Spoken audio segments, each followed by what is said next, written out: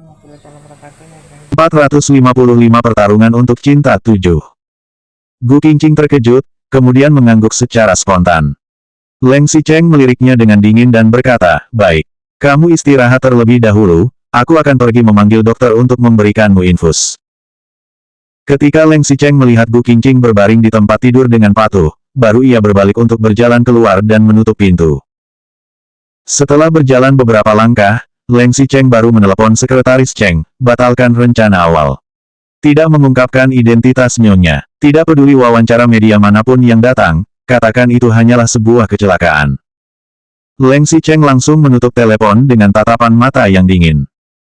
Jika Gu Qingqing masih ingin lanjut bermain, maka Leng Xicheng akan menemaninya main hingga akhir.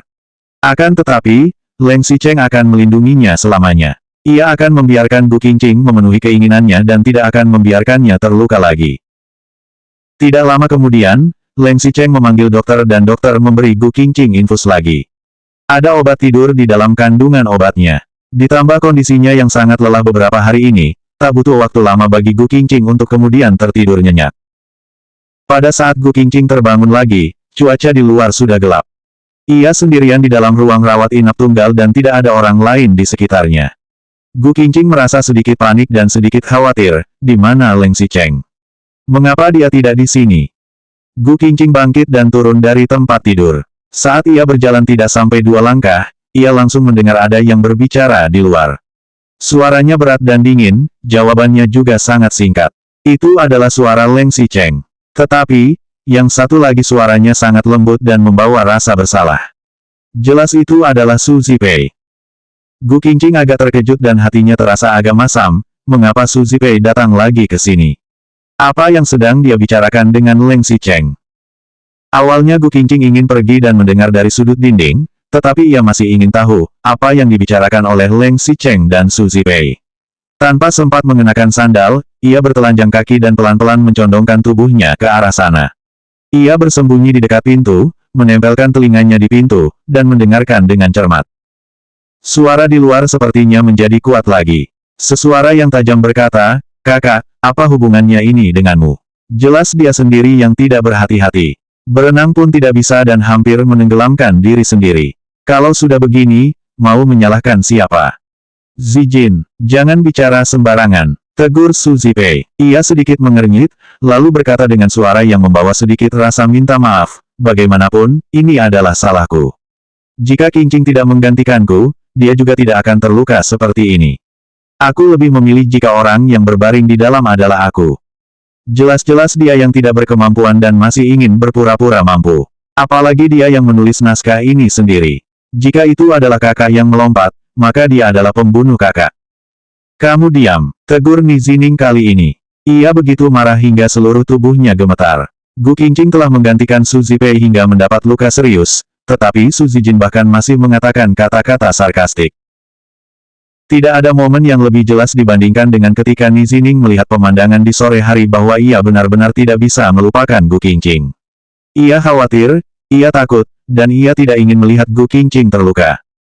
Ni Zining tidak pernah menyukai Su Zijin. Jika bukan karena bujukan keluarganya dan Su Zijin yang telah mengejarnya selama bertahun-tahun, ia pasti tidak akan mengangguk dan setuju untuk bertunangan dengannya. Bertunangan tidak apa-apa. Jika Su Zijin tidak menyebabkan masalah dan juga tidak bersikap arogan, Ni Zining akan membujuk diri untuk bekerja keras dan mencoba menyukainya. Tetapi, Su Zijin terus-menerus mencari masalah dengan Gu Qingqing. Selain itu, sikapnya juga licik dan jahat. Benar-benar karakter yang sangat buruk. Kamu memarahiku, kata Su Zijin tak percaya. Sejak kecil, mana pernah Su Zijin merasakan kemarahan seperti ini. Ia langsung marah. Kamu malah menyukai Gu Qingqing yang tidak tahu malu. Wanita jalang yang selalu merayu pria-pria. Kamu. Plak. Terdengar suara pukulan yang kuat. Leng Xicheng menamparkan Su Zijin dengan keras. 456 pertarungan untuk cinta, 8. Tatapan mata pria itu tajam menghunus seperti pisau hingga menusuk jantung Su Zijin dengan keras. Ia mengangkat dagunya sedikit. Seluruh sosok Leng Xicheng seperti asura dari neraka. Auranya sangat kuat dan mengintimidasi. Su Zijin, hati-hati ketika kamu berbicara. Tahukah kamu dengan siapa kamu berbicara? Tegur Leng Xicheng. Leng Xicheng perlahan-lahan menarik kembali tangannya yang terangkat di udara. Seperti merasa jijik, ia mengeluarkan sebuah sapu tangan dan dengan cermat menyeka setiap jari-jari dan tangannya yang menamparkan pipi Su Zijin. Kemudian, ia melemparkan sapu tangan itu ke tempat sampah.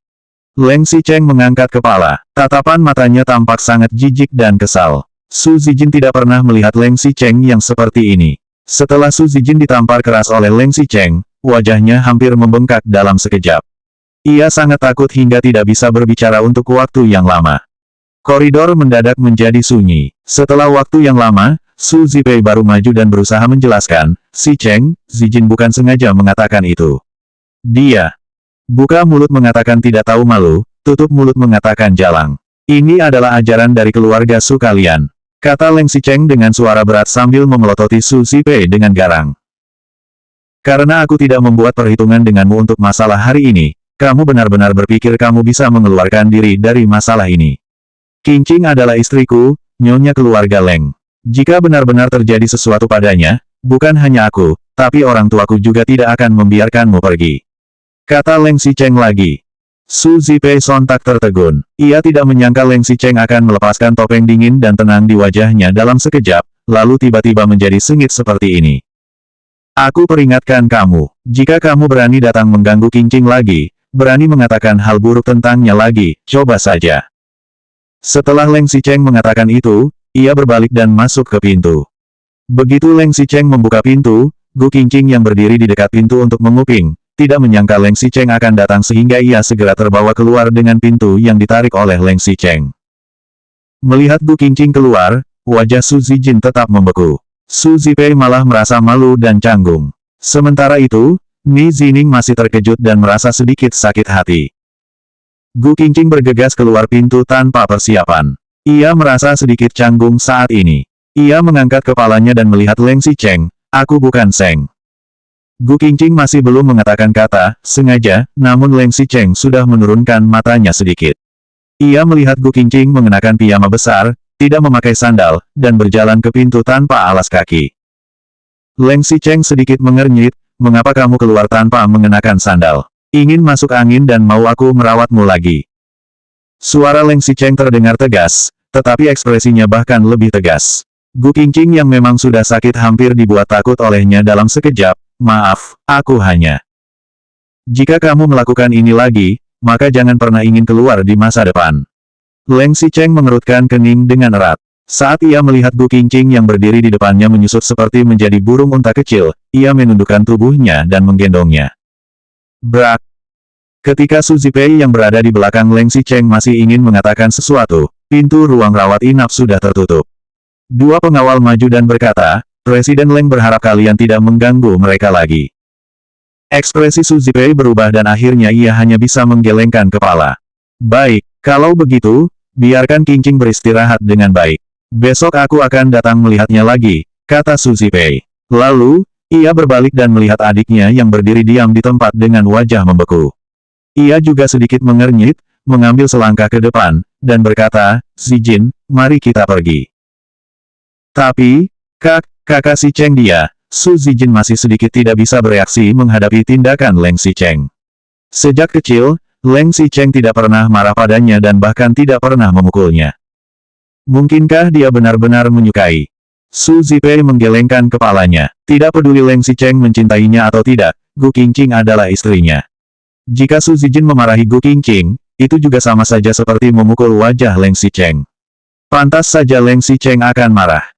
Kemarahan Leng Xicheng tadi benar-benar agak kuat. Apakah Leng Xicheng benar-benar memperlakukan Gu Qingqing? Hanya saja, di tengah malam, datang seorang tamu tak diundang. Selanjutnya 457 pertarungan untuk cinta, 9.